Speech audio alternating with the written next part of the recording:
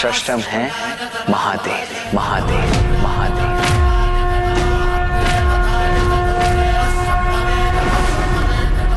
जो चंद्र का प्रतिनिधित्व करते हैं।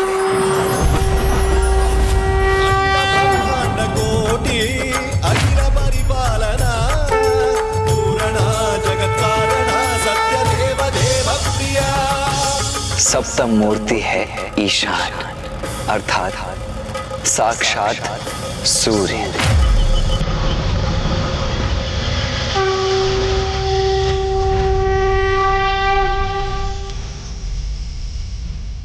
और अष्टम है पशुपति, अर्थात सभी चराचर जीवों के प्राण तत्व।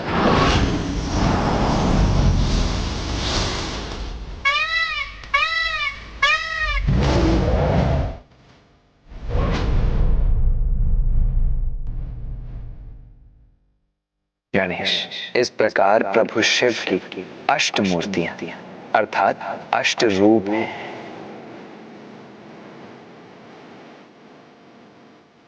पांच आधारभूत तत्व तथा चंद्र, सूर्य एवं ब्रह्मांड का समस्त जीवन, इन सभी में प्रभु शिव का ही तो वास है।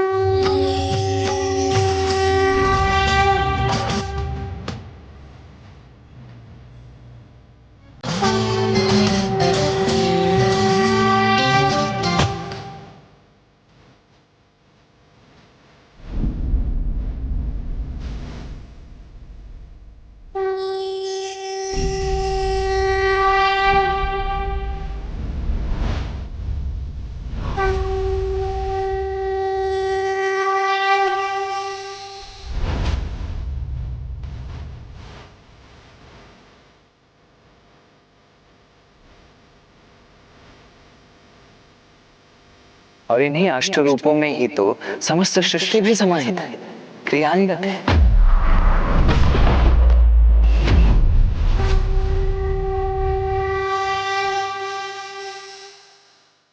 इसीलिए ये समस्त सृष्टि और कुछ भी नहीं, स्वयं शिव ही तो है।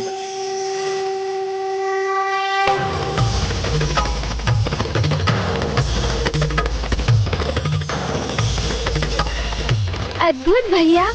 अद्भुत तो तुम्हें तब प्रतीत होगा गणेश, जब तुम प्रभु शिव की महिमा को पूर्ण रूप से समझोगे। वो परम शक्ति, वो परम ऊर्जा जो सर्वव्यापी है, जो समस्त ब्रह्मांड का संचालन करती है, वो अपनी संपूर्ण स्थिरता में शिव ही तो है। और वही परम ऊर्जा गतिशील होकर अपने स्त्री रूप में मां पार्वती एवं पुरुष रूप में श्री हरि नारायण बनकर प्रकट होती है। अर्थात शिव ही सृजनकर्ता ब्रह्मदेव भी है और पालनहार श्री हरि नारायण भी। शिव ही परम ब्रह्म है। सभी जीवों की नियति उनके जन्म मरण के निर्धारक भी हैं।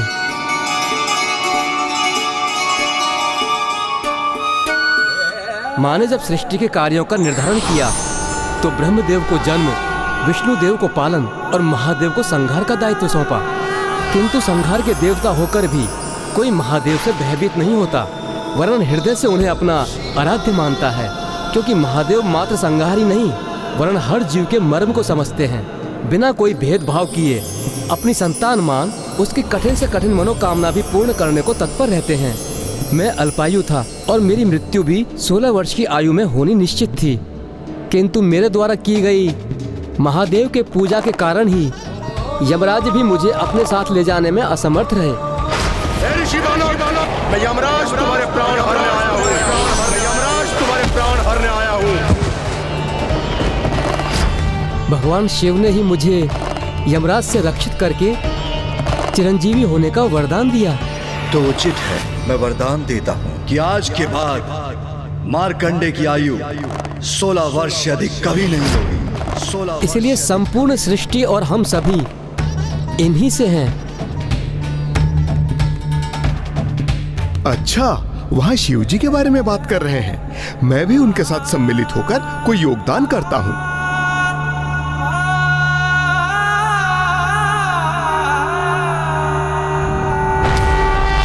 शिव अनंत हैं।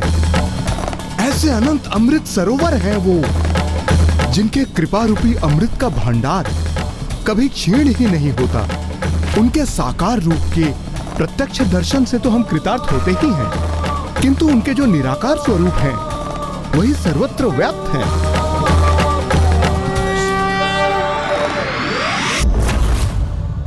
सृष्टि का आरंभ भी शिव है, अंत भी शिव ही है। सृष्टि के सृजनकर्ता, पालनहार, संहारक सभी तो शिव हैं। शिव ही प्रणव अर्थात ओम है, जो समक्ष ब्रह्मांड में गूंजते हैं। शिव ही वो दिव्य नार हैं, जिसके कारण समक्ष ब्रह्मांड गुंजायमान है। शिव ही वो स्वर है, जिनका हम श्रवण करते हैं। इसीलिए हम सब उन्हीं को भजते हैं। और उन्हीं दया निधान को भजने से एक दुष्ट चोर समस्त सृष्टि के धन का संरक्षक बन गया। चोर धन रक्षक बन गया? किंतु कैसे? मैं कुछ समझा नहीं। गणेश जी, अपने प्रथम जन्म में मैं यागदत्त नामक एक ब्राह्मण था, जो उच्च कुल में जन्म लेने के उपरांत भी जुए तथा मादक पदार्थों के लत के कारण चौर्य कर्म करने लग गए। किंतु एक दिवस चोरी करते समय मुझे सैनिकों ने देख लिया और उनसे अपने प्राणों की रक्षा करने हेतु मैं रात्रि काल में एक निर्जन स्थान पर स्थित शिव मंदिर में जाकर छिप गया।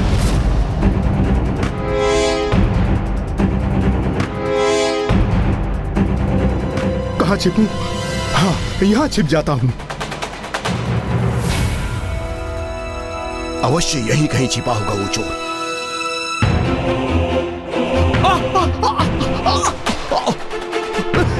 ये सैनिक मुझे पकड़े ना पकड़े, यहाँ का ये भयानक घोर अंधकार ही मेरे मृत्यु का कारण बनेगा। कुछ करना पड़ेगा, कुछ।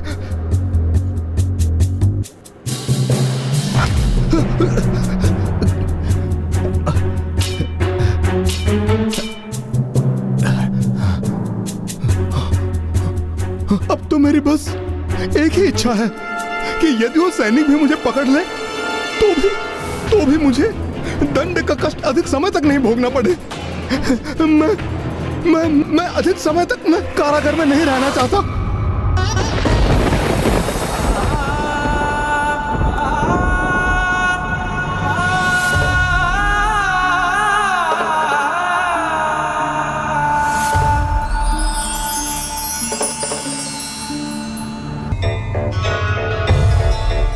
हे भोलेनाथ, ये आप क्या कर रहे हैं? आप उसे आशीर्वाद दे रहे हैं जिसने आपकी पूजा के लिए नहीं, मात्र अपनी रक्षा के लिए, अपना भय दूर करने के लिए तनिक प्रकाश उत्पन्न किया था। अज्ञानतावश ही सही, किंतु उसने मेरे मंदिर को प्रकाशित किया है और इसलिए मैं अपने मंदिर में दीपक प्रज्वलित करने के समान ही मानता हूं। इसलिए मैं उसकी इच्छा अवश्य पूर्ण करूंगा।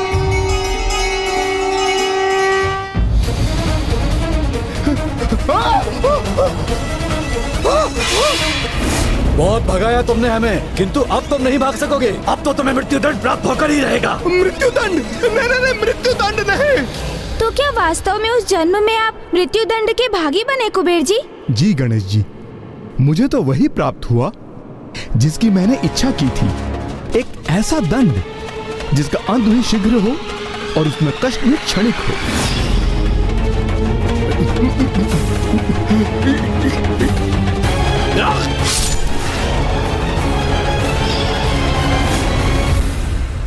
चलो, तुम्हारा यमलोक जाने का समय आ गया।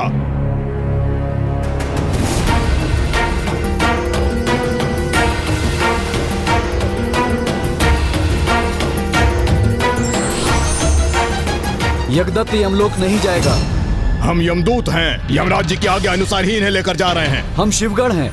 हम प्रभु शिवशंकर की आज्ञा का पालन करने के लिए यहाँ उपस्थित हुए हैं। भोले बाबा ने इन्हें पुनर्जन्म देने का निर्णय लिया है।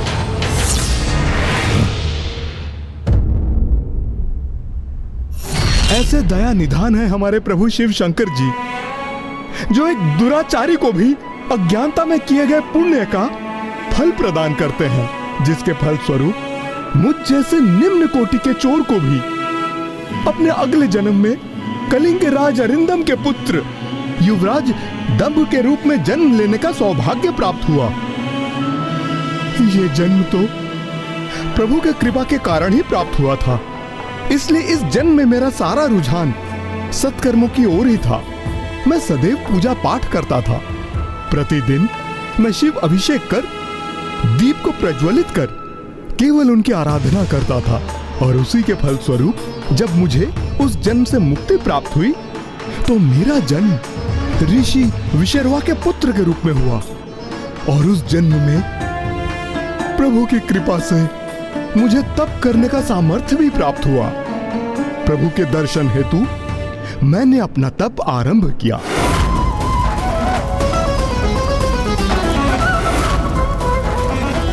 मेरे तप का प्रभाव बढ़ता ही जा रहा था। ओम नमः शिवाय, ओम नमः शिवाय, ओम नमः शिवाय, ओम नमः शिवाय, ओम नमः शिवाय। तुम्हारी तपस्या पूर्ण हुई वत्स, तुम्हारी तपस्या पूर्ण हुई वत्स।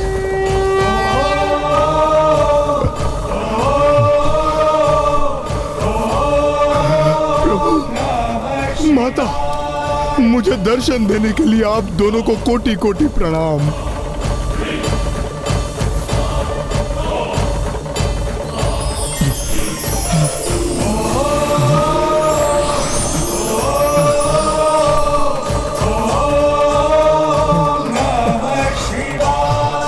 वत्स, वरदान मांगो।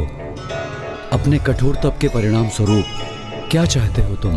प्रभु, प्रभु, मेरी तो एक ही इच्छा थी कि मुझे स्वयं आपके दर्शन प्राप्त हो, और आपने तो मुझे माता के साथ दर्शन देके धन्य कर दिया। प्रभु, धन्य कर दिया।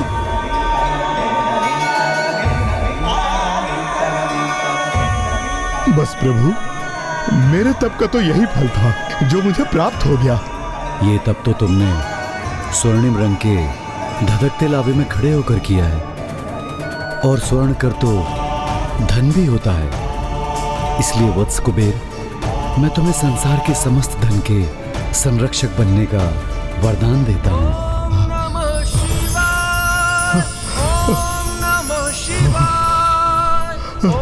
और इस प्रकार प्रभु की कृपा से मुझे अपने पूर्व जन्मों के पापों से मुक्ति प्राप्त हुई, और मैं सृष्टि के समस्त धन का संरक्षक बन गया।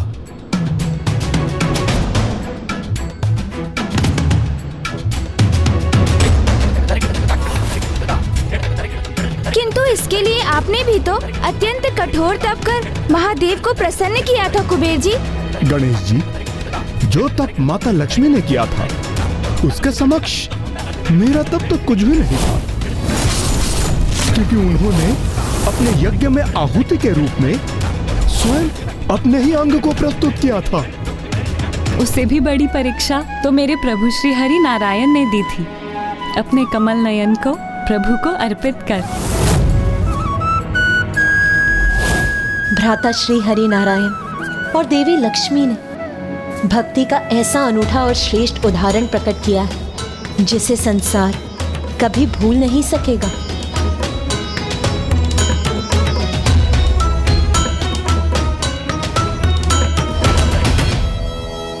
किंतु मामा जी, यदि आपने पिताश्री को अपना नेत्र समर्पित कर दिया और मामी जी ने अपने अंग को अपने शरीर से विलग कर तप की अग्नि में उसकी आहुति दे दी, तो फिर आप दोनों ने अपना संपूर्ण रूप कैसे प्राप्त किया? ये सब तो प्रभु महादेव की ही लीला थी पुत्र गणेश। उन्हीं की कृपा से हमें पुनः पूर्णता भी प्राप्त हुई थी। मामी जी, पिताश्री महादेव की अद्भुत लीला और आप दोनों की अद्भुत त्याग की कथा विस्तार से कृपया सुनाइए ना। देवी लक्ष्मी, क्यों ना आप अपने तप की कथा सुनाकर गणेश की जिज्ञासा को शांत करें। अवश्य स्वामी। तभी तो पुत्र गणेश को ज्ञात होगा कि आपके कारण इतना कठोर तप क्यों किया था मैंने। मामा जी श्री हरि नारायण के कारण। कदाचित मुझे ये कहना चाहिए कि उनके लिए तप कर रही थी मैं, क्योंकि एक बार वैकुंठ में जब मैं स्वामी की सेवा कर आनंदित हो रही थी, तब ये स्वयं अपने नेत्र मूंदे किसी और ही आनंद में लीन थे।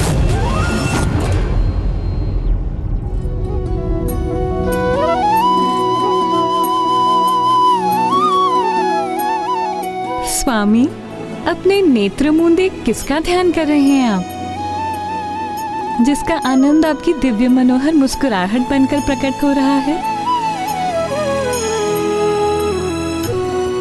उन्हीं के ध्यान में, मेरे हृदय में जिनका वास है। समझी, आप तो मेरे ही ध्यान में डूबे हैं। आपके हृदय में तो मैं ही वास करती हूँ ना।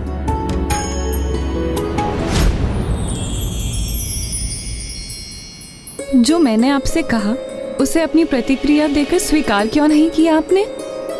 मेरा ही वास है ना आपके हृदय में। स्वामी, आप अब भी शांत हैं? आपका निरुत्तर होना मुझे विचलित कर रहा है।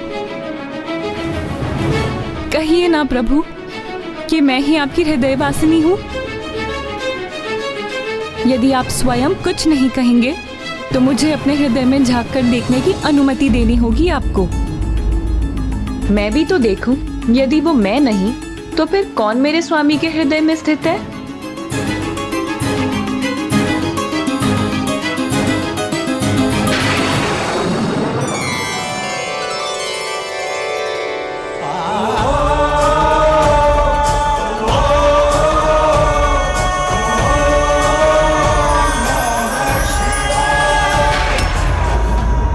प्रभु महादेव, जगत के पालनहार मामा जी श्री विष्णु जी के हृदय में मेरे पिता श्री जगत पिता महादेव वास करते हैं।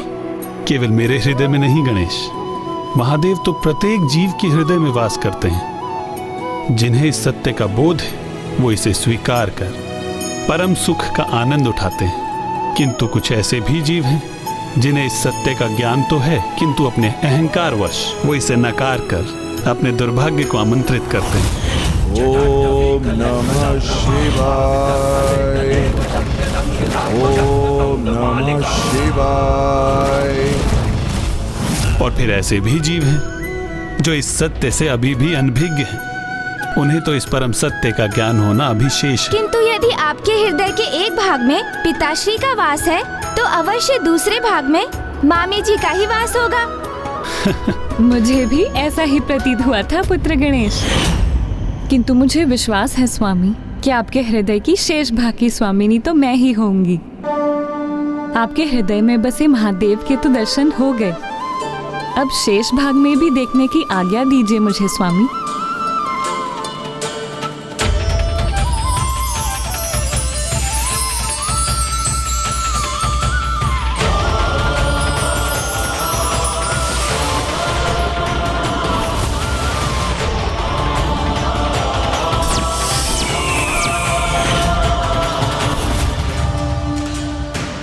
आपके हृदय के एक भाग में भगवान शिव और दूसरे भाग में समस्त संसार है, तो फिर वहाँ मेरा स्थान कहाँ है प्रभु? प्रिय, शिवाय विष्णु रूपाय शिव रूपाय विष्णुवे, शिवश्च हृदयं विष्णु विष्णु च हृदय शिवम।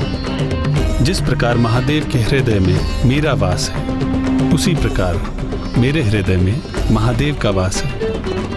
और जगत का पालनहार होने के नाते मेरी एक दृष्टि सदैव संपूर्ण सृष्टि पर बनी रहती है। इसलिए मेरे हृदय के एक भाग में आपको महादेव और दूसरे भाग में संपूर्ण सृष्टि दिखाई देती है।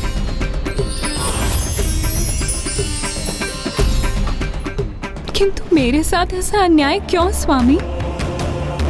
सहभागिनी हूं मैं आपकी, आपके हृदय में मेरा विशेष स्थान होना चाहिए। मैं इस अधिकार से वंचित क्यों हूँ स्वामी? मुझे अपने हृदय में स्थित होने का, अपनी हृदयवासिनी बनने का वरदान दीजिए स्वामी। प्रिय, यदि मैं ऐसा कर सकता तो अवश्य करता, किंतु ये वरदान तो केवल भोलेनाथ ही दे सकते हैं, क्योंकि मेरा ये हृदय तो सहस्त्र वर्षों से केवल महादेव की भक्ति में ही लीन है। मेरे इस हृदय पर मुझसे अधिक अधिकार तो महादेव का है।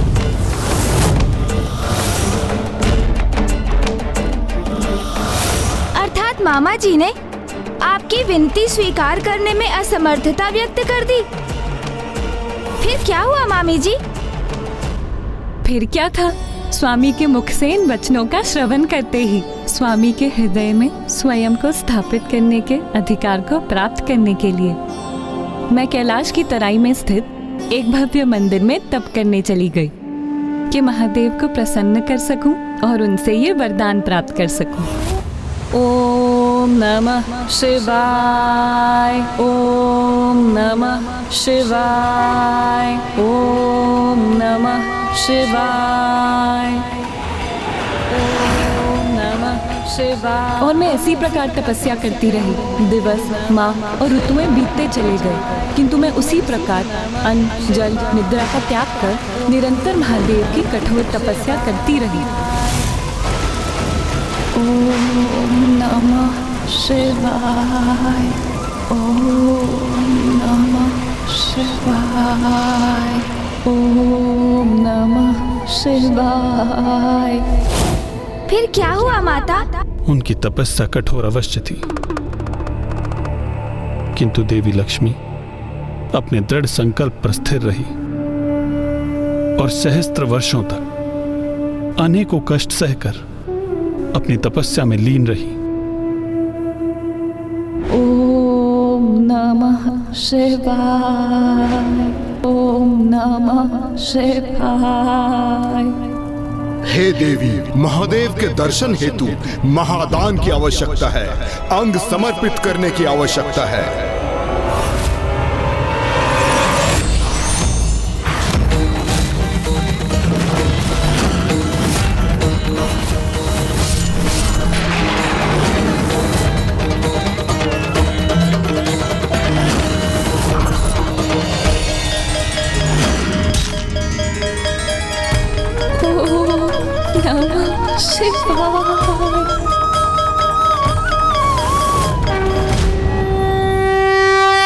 और फिर देवी लक्ष्मी के त्याग से और कठोर तप से प्रसन्न होकर महादेव ने उन्हें दर्शन दिए और महादेव के प्रकट होते ही महादेव की कृपा से देवी लक्ष्मी के शरीर में पूर्व के समान पुनः पूर्णता प्राप्त की।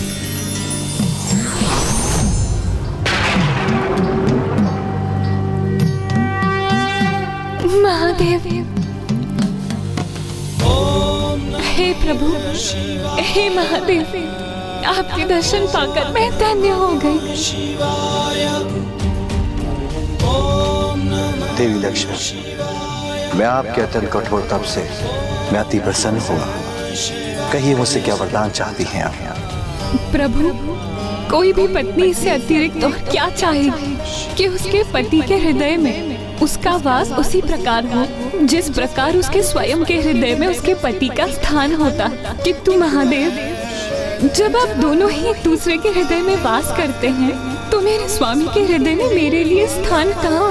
इसीलिए प्रभु, मेरी तो एक ही इच्छा है कि मैं मेरे स्वामी की हृदय वासिनी बन सकूं और उनके हृदय में एक विशेष स्थान प्राप्त कर सकूं। तथास्तु, तथास्तु, तथास्तु। जिस प्रकार आपके हृदय में श्री हरि का वास है, उसी प्रकार मुझसे भी पूर्व उनके हृदय में आपका ही स्थान होगा। उनके हृदय में आपका ही स्थान होगा। उनके हृदय में आपका ही स्थान होगा।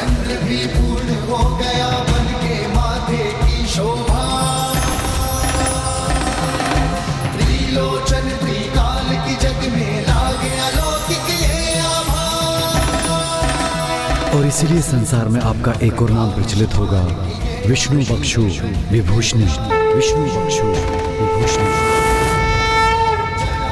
अर्थात जो प्रभु विष्णु के वक्ष की आभूषण है, जो उनके हृदय में ही वास करती है, मुझे ये वरदान देने के लिए आपका कोटि कोटि धन्यवाद प्रभु। और आज मैं भी ये घोषणा करती हूँ, जो भी ओम विष्णु वक्षु विभूषणी मंत्र का जाप करेगा उसके गृह में सदा मेरा वास होगा। किंतु प्रभु, मेरी एक चिंता अभी भी शेष है कि आपको प्रसन्न करने हेतु मैंने तो अपना अंग समर्पित कर तप संपन्न कर लिया था, किंतु कली काल में मनुष्यों पर कली का ही प्रभाव होगा। वो मोह माया से ग्रस्त आत्म प्रेम में मुग्ध रहेंगे, तो आपको प्रसन्न करने हेतु वो अंग समर्पित कैसे करेंगे प्रभु? इसीलिए प्रभु, कलयुग में भी आपके भक्त आपको प्रसन्न कर सके, इसका कोई सरल मार्ग सुझाइए। देवी लक्ष्मी, इस यज्ञ अग्नि में दी हुई आपकी आहुति कदापि व्यर्थ नहीं जाएगी।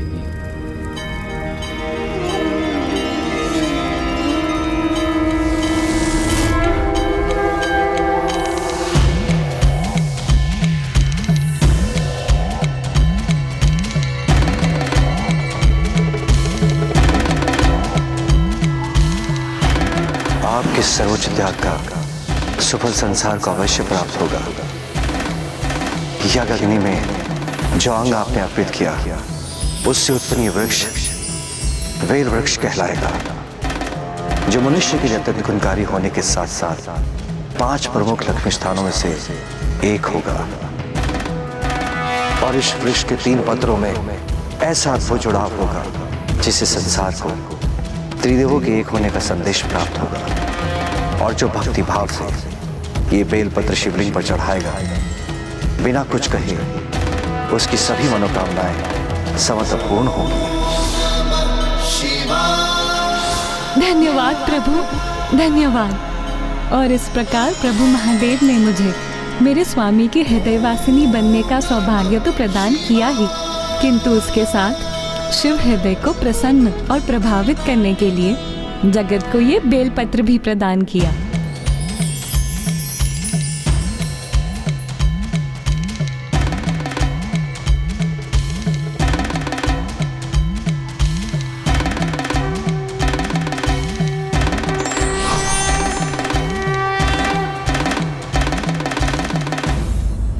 अर्थात पिताश्री ने जगत को उन्हें प्रसन्न करने का सरल उपाय दे दिया।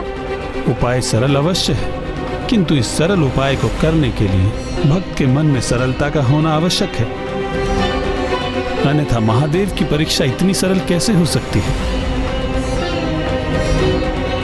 एक ऐसी ही परीक्षा मुझे भी देनी पड़ी थी, श्रद्धा, धैर्य और निष्ठा की परीक्षा। कैसी परीक्षा मामा जी? क्या इसी परीक्षा हेतु आपको अपना कमल नयन दान में देना पड़ा था? मुझे बताइए ना मामा जी, क्या हुआ था? इतने सारे प्रश्न। तुम चिंता न करो गणेश, मैं तुम्हारे सभी प्रश्नों के उत्तर दूंगा और तुम्हारी इस प्रबल जिज्ञासा को अवश्य शांत करूंगा। इस प्रसंग का आरंभ 2 भयंकर दुष्ट असुर भ्राताओं से हुआ, जो असुर सम्राट विपरिचित के पुत्र थे। उन असुर भ्राताओं में एक का नाम था दुर्दांत और दूसरा था जरांत। इतनी अपार शक्ति के स्वामी थे दोनों कि वो अपनी संयुक्त शक्ति से बड़ी सेना को पराजित कर सकते थे। दोनों असुर गुरु शुक्राचार्य से प्राप्त की गई एक अष्टवक्रीय दिव्य हीरे की असुरी शक्ति से ये हमें भाता है, वही बनता है हमारा आभूषण। ये हीरे और मोती नहीं। मूर्ख, ये आभूषण नहीं, वो अचूक उपाय है जिसकी सहायता से तुम देवताओं को पराजित कर सकोगे। ये वो स्थान है जिसमें तुम्हारी संपूर्ण सेना सुरक्षित रहेगी। ये वो छल है जिसे देवता कभी भेद नहीं सकेंगे। जो तुम्हें साधारण हीरे के 2 टुकड़े प्रतीत हो रहे हैं, उनका एक दूसरे के साथ जुड़ाव होते ही वो एक मायावी अभेद्य दुर्ग में परिवर्तित हो जाएंगे।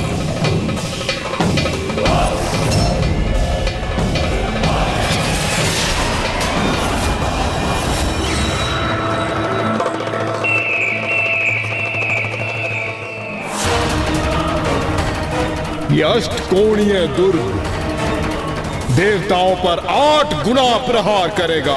ये तुम्हारी विजय हेतु, ये तुम्हारी अजय शक्ति बनेगी। वाह गुरुदेव वाह, ये छल तो अति उत्तम छल है। किंतु गुरुदेव, देवता भी तो अनेक प्रभावशाली शक्तियों के स्वामी हैं, तो क्या वो इसे नष्ट नहीं कर सकेंगे? कोई नष्ट नहीं कर सकता इसे, ना कोई देवता ना कोई महादेवता। ये एक अद्वितीय शक्ति है। ऐसे ही अस्त्र की प्रतीक्षा की हमें गुरुदेव। अब प्रतीक्षा की घड़ियां समाप्त भ्राता, अब विलंब कैसा? चलो, अब देवताओं को स्वर्ग से बाहर धकेलने का समय आ गया है।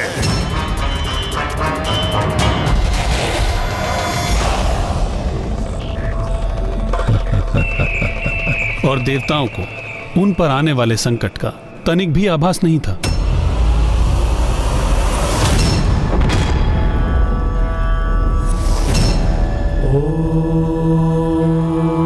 स्वस्ति न इंद्रो वृद्धश्रवाः स्वस्ति नः पूषा विश्ववेदाः स्वस्ति नस्ताक्षरो अरिष्टनेमिः। ये ध्वनि कैसी है? कहीं कोई असुरी शक्ति तो नहीं है जो हमारा यज्ञ भंग करने हेतु यहाँ आई है। ये हीरे के आकार का अष्टकोणीय विचित्र भवन कहीं हमारे लिए संकट तो नहीं उत्पन्न करने वाला? किंतु इसका स्वामी कौन है और इसका प्रयोजन क्या है?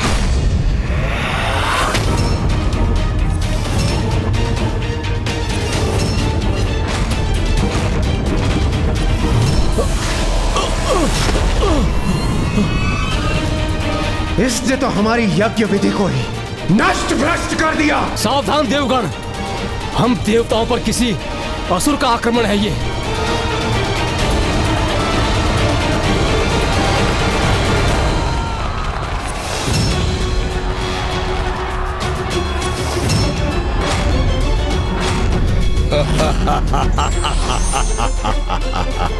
कैसा मायावी भवन है?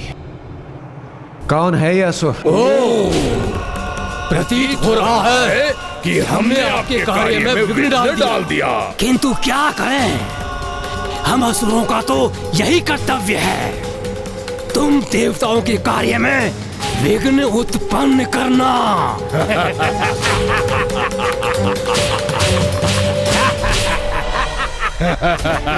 इस अष्टकोणीय भवन में कहाँ स्थित है ये असुर?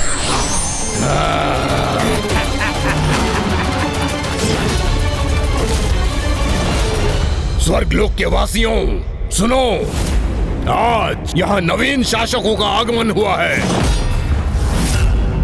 और तुम सबका हित इसी में है कि तुम हमारी अधीनता स्वीकार कर लो, अन्यथा तुम सबका सर्वनाश होगा। दुष्टासुर, हमें आतंकित करने का प्रयास मत करो। ना ना ना ना ना ना ना, दुष्ट असुर नहीं, स्वर्गाधिपति पुकारो हमें, स्वर्गाधिपति दुर्दांतक।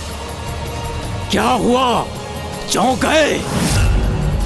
भ्राता दुर्दांतक की घोषणा शीघ्र ही सत्य होगी।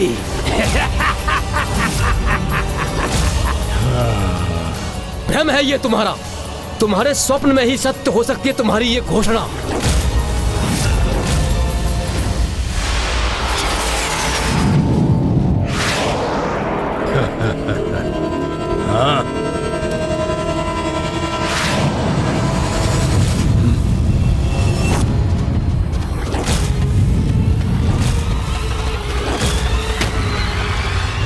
जिस प्रकार तुम यहाँ आए हो उसी प्रकार उल्टे पांव यहाँ से लौट जाओ, अन्यथा तुम्हारे असुरों की जो चित्कार तुमने सुनी है वही चित्कार तुम्हारे मुख से भी निकलेगी। देवराज, तनिक ये तो देख लो कि ये चित्कार किसकी है।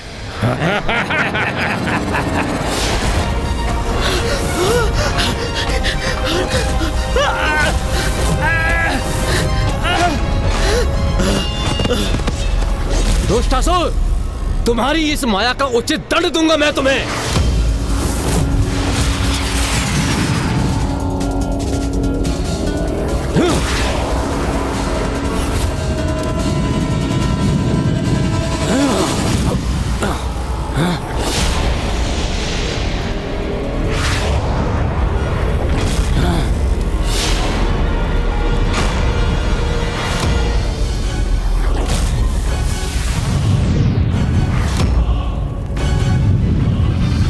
अग्निदेव की अग्नि 8 भागों में विभाजित होकर हम पर प्रहार करने के लिए लौट रही है। वरुण देव, इस अग्नि प्रहार को रोकने के लिए आप मेरी सहायता करें। अवश्य वायुदेव, हमारी सम्मिलित शक्ति ही से रोक सकती है। आप आराम कीजिए।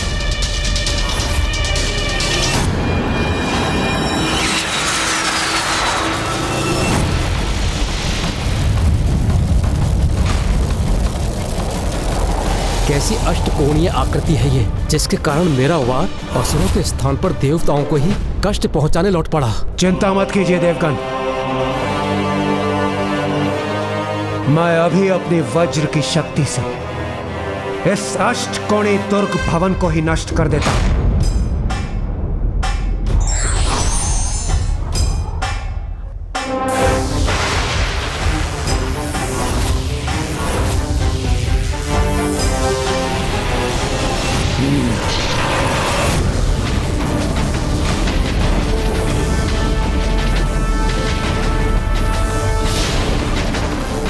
ये क्या, इंद्रदेव की वज्र शक्ति तो कई गुणित ऊर्जा के साथ सृष्टि को ही क्षति पहुंचा रही है।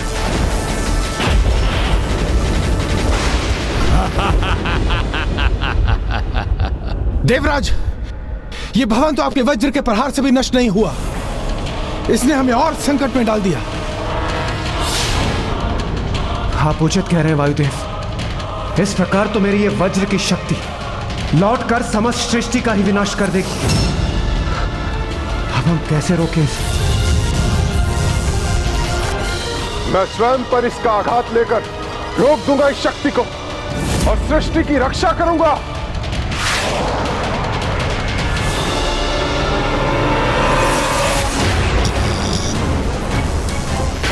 सूर्यदेव ने देवराज की लौटती शक्ति को रोक तो लिया, किंतु उसके लिए उन्हें अपार कष्ट हो रहा होगा।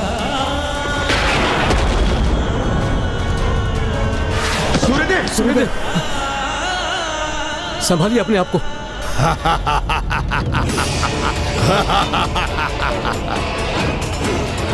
देवताओं सुनो, ध्यान से सुनो। जितनी क्षति तुम हमें पहुंचाने का प्रयास करोगे, उससे 8 गुना क्षति तुमको स्वयं पहुंचेगी।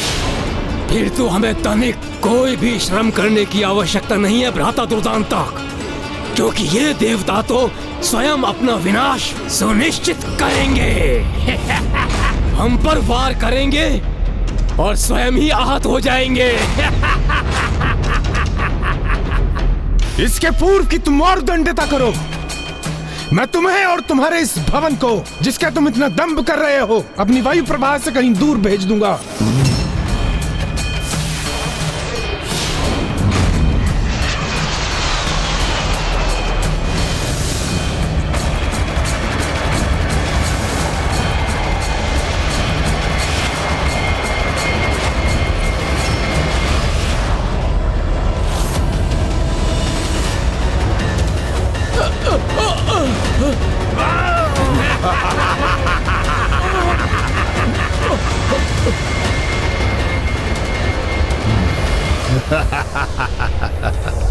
जाओ देवताओं, जाओ, और कभी यहाँ दोबारा आने का दुस्साहस मत करना। स्वर्ग पर अब हमारा अधिकार है, हम ही है यहाँ के अधिपति। स्वर्गाधिपति दुर्दांतक और स्वर्गाधिपति जरांतक। अर्थात उन दोनों दुष्ट असुर भ्राताओं को अपनी सेना का प्रयोग करने की भी आवश्यकता नहीं हुई और उन्होंने स्वर्ग पर विजय प्राप्त कर ली। हाँ गणेश जी, दुर्भाग्यवश उस युद्ध में वो दोनों भ्राता सफल रहे, किंतु अभी और भी अधिक भीषण युद्ध शेष था। उनकी दुर्ग की शक्ति से निसहाय होकर हम प्रभु श्रीहरि नारायण के समक्ष प्रस्तुत हुए। उन्हें अपनी दुर्दशा की सूचना देकर उनसे सहायता प्राप्त करने हेतु, अर्थात जरांतक और दुर्दांतक को परास्त करने के लिए हमें सर्वप्रथम उनके हीरे के अष्टकोणीय दुर्ग को नष्ट करना होगा।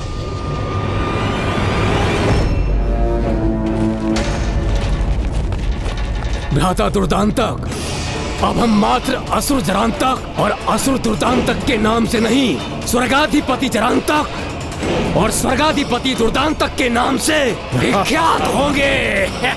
और शीघ्र ही मात्र स्वर्गलोक के ही नहीं, हम तीनों लोकों के अधिपति होंगे। और अपने इस अभेद्य दुर्ग में स्थित होकर हम और हमारी सेना विजय के लिए तत्पर है। अब चाहे कोई भी देवी देवता हमसे युद्ध करने के लिए आ जाए, हमें रोकने में समर्थ नहीं होगा।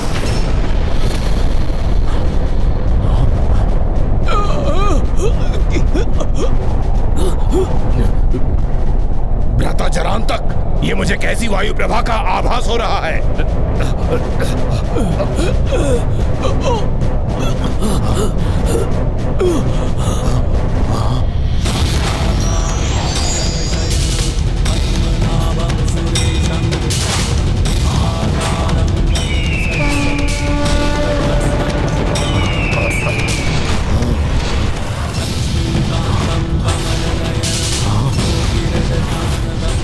स्वयं विष्णुदेव वो यहां आ पहुंचे।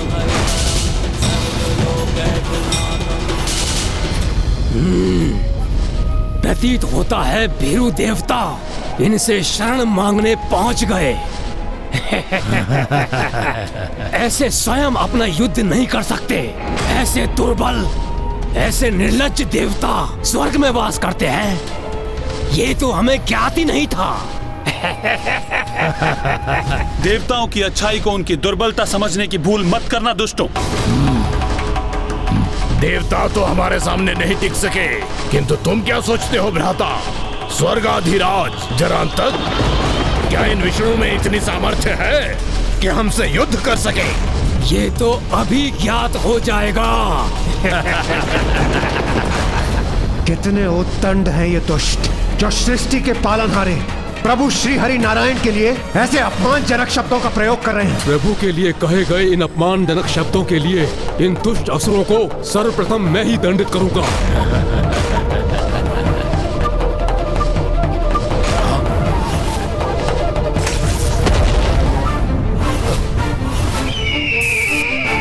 अपने पंजों के प्रहार से नष्ट कर दूंगा इस हीरे के भवन को मैं। ये क्या करने का प्रयास कर रहे हैं? इतना अथक प्रयासों के पश्चात भी गरुड़ जी उस अष्टकोणीय दुर्ग को क्षति पहुंचाने में असफल हो रहे हैं।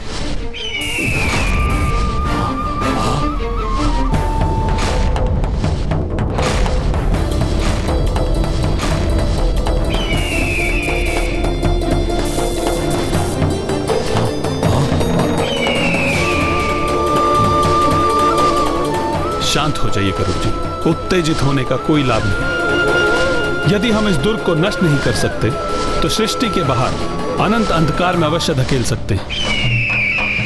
आप इस दुर्ग के चारों ओर उड़ान भरिए।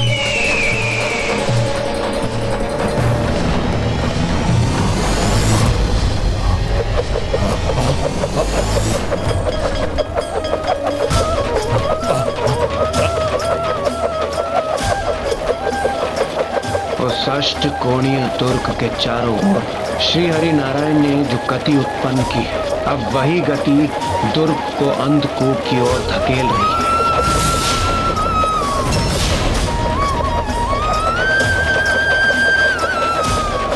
ये विष्णुदेव हमारे दुर्ग के चारों ओर उड़ान क्यों भर रहे हैं?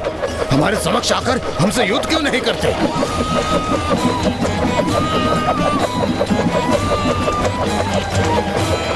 ये क्या कर रहे हैं? ये तो हमें भी संकट में डाल रहे हैं। हमारा दुर्ग तीव्र गति से घूम रहा है।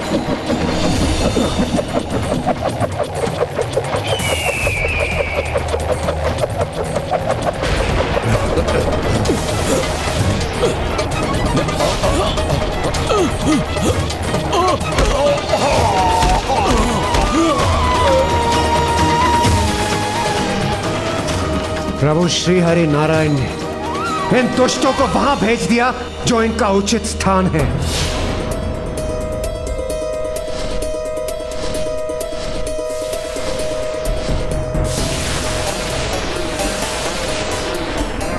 ब्रह्मांड के सिरे पर अंधकूप के समान अंधकार का जहां विस्तार होता है, वहां भेज दिया है प्रभु ने उन्हें।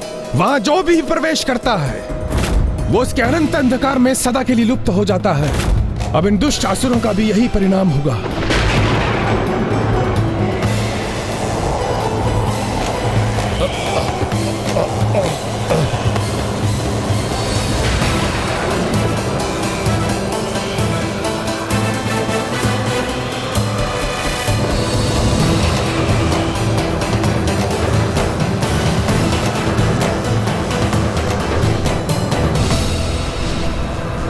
आज ये दो दुष्ट ही नहीं, इनके साथ इनकी पूरी सेना भी उस अंधकारी कूप के अनंत अंधकार में जाकर नष्ट होगी।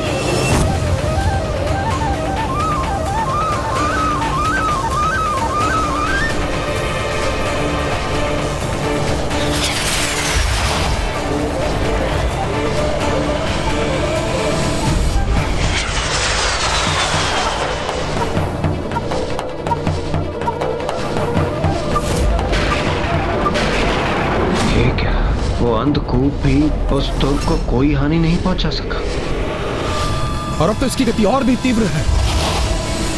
आपका प्रहार तो विफल हुआ विष्णुदेव। अब आप हमारा प्रहार सहन कीजिए।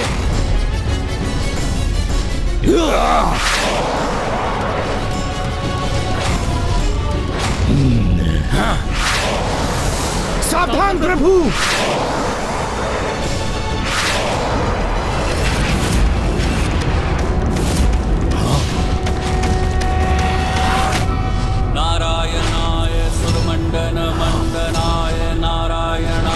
सकल स्थिति कारणाय नारायणाय भवभीति निवारणाय नारायणाय प्रभवाय नमो नमस्ते।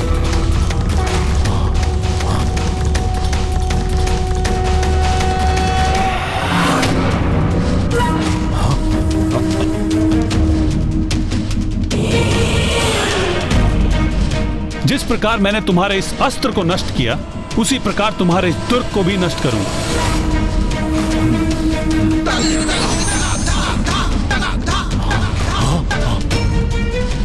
अब इन दुष्टों का अंत अवश्य होगा, क्योंकि प्रभु श्री हरि नारायण का चक्र प्रहार कभी भी व्यर्थ नहीं जाता।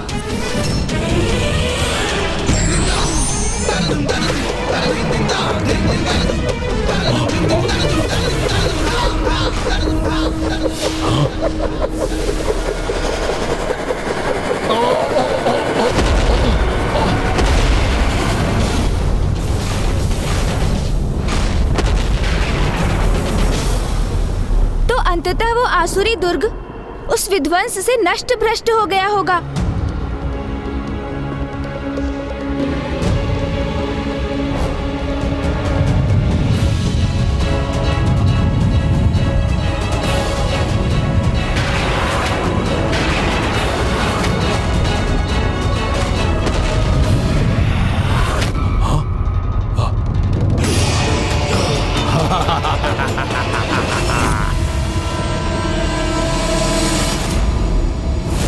मामा जी, ब्रह्मांड के समस्त अस्त्रों में श्रेष्ठतम है आपका वो नारायण चक्र, जो अत्यंत शक्तिशाली था, जो क्षण भर में शत्रुओं का विनाश करने में सक्षम था, जिसको क्षति पहुंचाना असंभव के समान था। वो भी उन असुरों के हीरे के दुर्ग के साथ टकराकर खंडित खंडित हो गया। हाँ पुत्र, कभी कभी किसी के वरदान और आशीष से प्राप्त अस्त्र असंभव को भी संभव बना देते हैं और शक्तिशाली दिव्य अस्त्रों को भी नष्ट करने में सक्षम होते हैं। किंतु फिर उन दुष्टों का सामना करने के लिए क्या उपाय शेष था आपके पास मामा जी?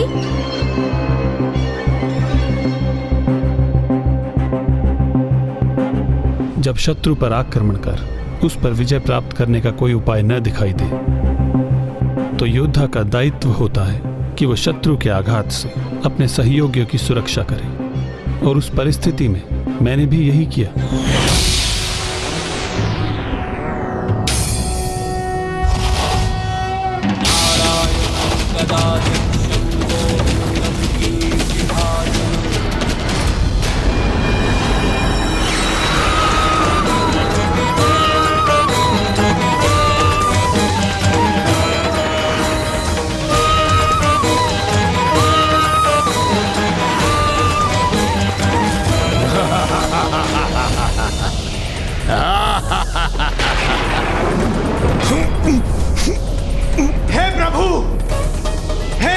नारायण, सृष्टि के पालनहारे, हमारी रक्षा का कोई उपाय कीजिए प्रभु।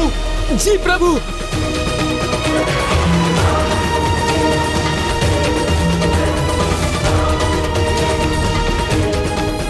देवताओं, अपने इस विष्णु से सहायता की कोई आस मत रखो, क्योंकि वो तो स्वयं एक पराजित योद्धा है। तुम्हारे त्रिदेवों में से एक देव विष्णु देव निम्न और तुच्छ प्रमाणित हो गए हैं।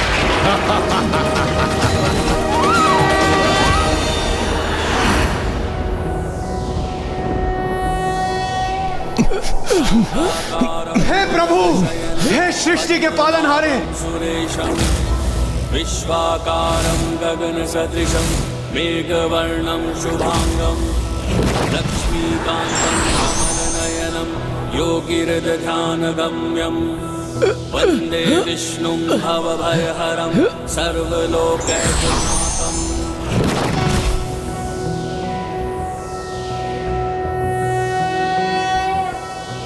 अरे ये विष्णुदेव इतना विकराल रूप धारण क्यों कर रहे हैं? हाँ भ्राता, इनका ये स्वरूप तो हमारे असुर सैनिकों के साथ मुझे भी भयभीत कर रहा है। कदाचित हमें दुर्ग के भीतर जाकर स्वयं को सुरक्षित करना चाहिए।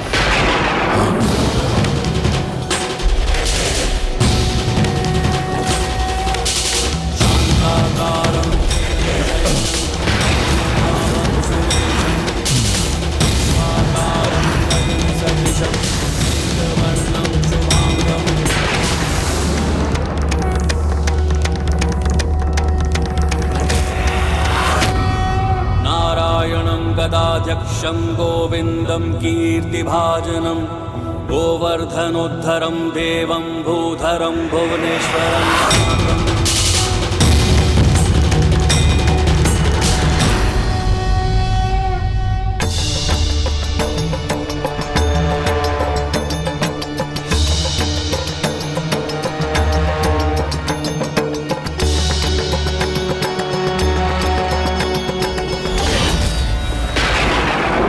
विष्णुदेव, हो जाइए क्रोधित, कर लीजिए आप अपना विकराल रूप धारण, लेकिन आप हमारे इस अभेद्य दुर्ग को ना ही भेद सकेंगे और ना ही कोई क्षति पहुंचा सकेंगे। बस, बहुत हो गई तुम्हारी उदंडता।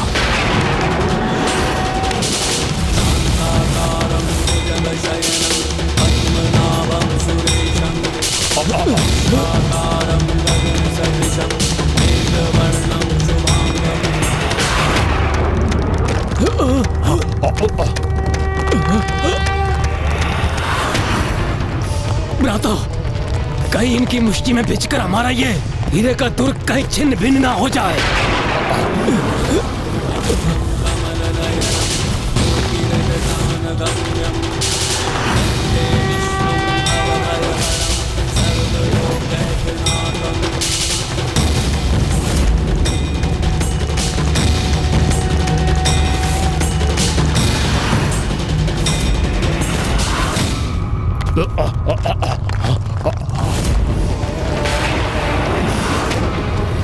कहा था ना मैंने, आप हमारे इस दुर्ग को कोई क्षति नहीं पहुंचा पाएंगे।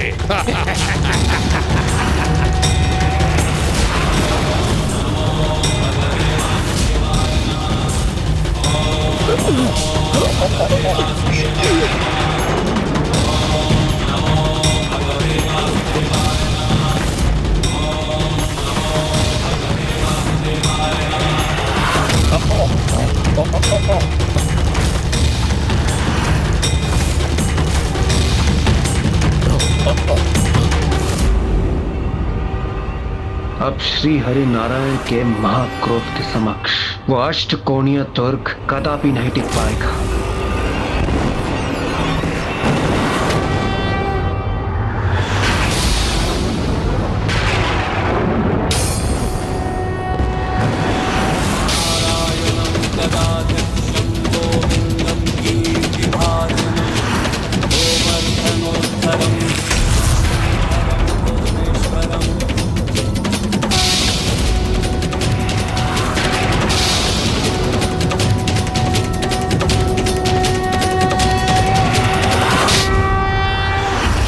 प्रभु श्री हरि नारायण, अपने क्रोध को त्याग दीजिए।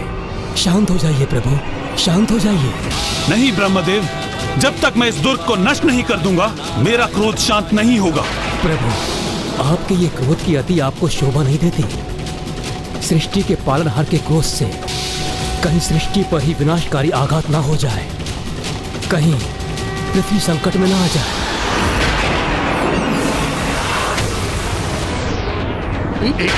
ये क्या हो रहा है? हमें हमारे दुर्ग के साथ यहाँ फेंक दिया विष्णुदेव ने। सृष्टि के पालनहार के क्रोध से कहीं सृष्टि पर ही विनाशकारी आघात ना हो जाए, कहीं पृथ्वी संकट में ना आ जाए।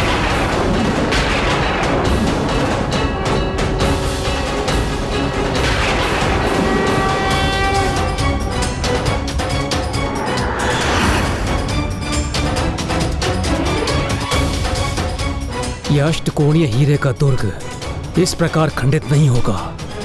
इसका सर्वनाश करने हेतु तो इसका कोई अन्य उपाय ही ढूंढना होगा।